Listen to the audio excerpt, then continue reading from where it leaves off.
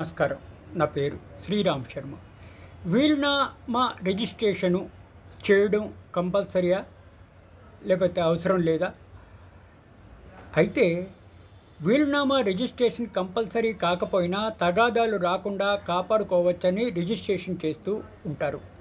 వీలునామాకి ఒక ప్రొసీజర్ కానీ, ఒక టెంప్లెట్ కానీ, ఒక లాంగ్వేజ్ కానీ అవసరం లేదు. భవిష్యత్తులో తగాదాలు, కొట్లాట్లు ఉండకుండా వీలునామా రిజిస్ట్రేషన్ చేస్తూ ఉంటారు. అసలు ఎందుకు వీలునామా రిజిస్టర్ చేయాలి?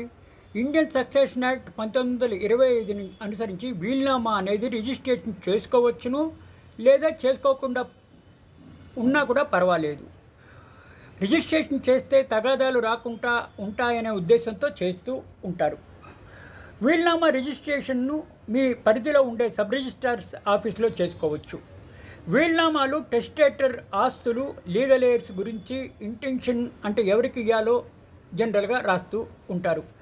వీలునామా రాసే వ్యక్తి అంటే టెస్టేటర్ సంతకం చేస్తాడు. అతను 2 విట్నెస్ల సమక్షంలో సంతకం చేయవలసి ఉంటుంది.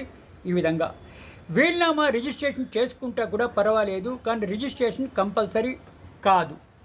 ఈ కంపల్సరీ కాకపోయినా కూడా రిజిస్ట్రేషన్ చేసుకున్నా కూడా పర్వాలేదు అని అందరూ రిజిస్ట్రేషన్ చేస్తూ ఉంటారు.